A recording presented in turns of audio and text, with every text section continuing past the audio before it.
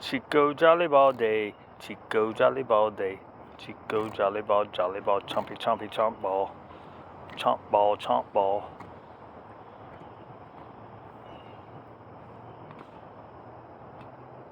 How long we been out here, dude? Is it time to go walking? He was trying to go walking until I called him back.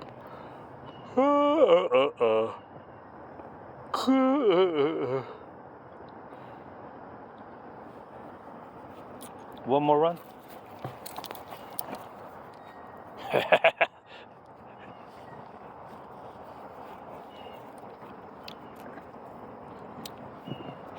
So,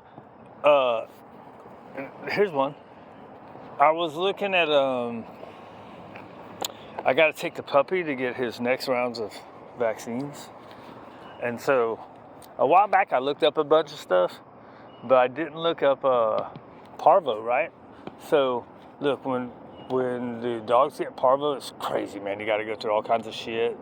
The dogs are going through all kinds of hell, and you got to do all kinds of crazy stuff to clean up. But the reason I bring it up is someone not too long ago had a post about how the vets have people scared of taking their puppies out and exposing them to the real world until they've had all their vaccinations, as if there's parvo on every street corner, right? And that's what medical people do. They try to scare you into doing what they tell you to do, right? Instead of just giving you information. So anyways, I looked up parvo, right? And go Google canine parvo. It says it's a contact virus. In other words, say he has parvo and he sneezes right there, right? Now, I don't know, this part it didn't say anything about, but because I know some stuff stays there for a while. So say he sneezes there. This is just an example. My understanding of a contact thing has to be, so say he drinks out of the water. He's got parvo, he drinks out of the water, then the puppy comes and drinks out of the water, bam, he could get it, right? That's my understanding. If he sneezes here, I don't know how long the stuff lives there.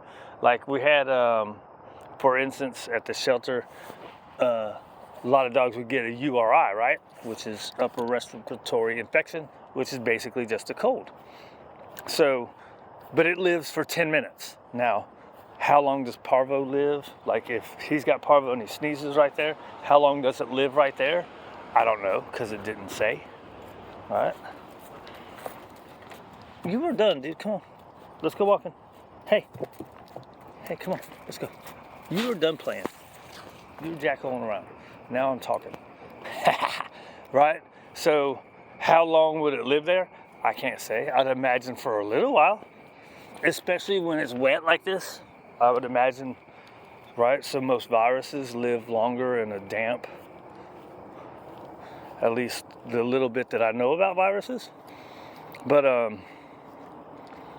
I think contact has to be actual contact. But I'm sure there's some level of transfer, right? So when it says it's a contact virus, he would have to have parvo, go nose to nose with the puppy to give the puppy parvo, right? That would be a contact virus.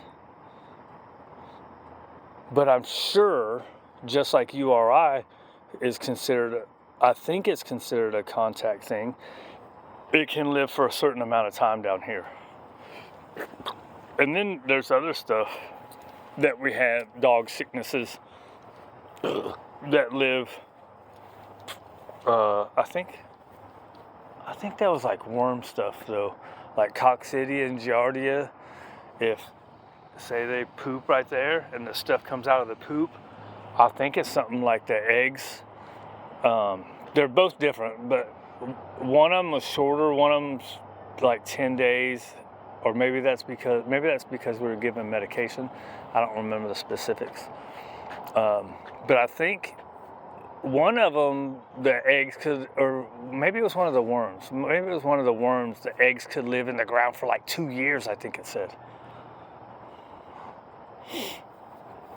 That's pretty crazy, right? But I think viruses, right? Viruses don't have like an extended life, generally speaking, like just out in the air. Because the sun in the air kills its viability.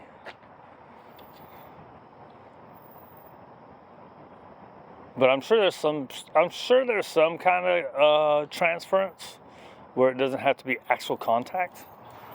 But when it says contact, there's something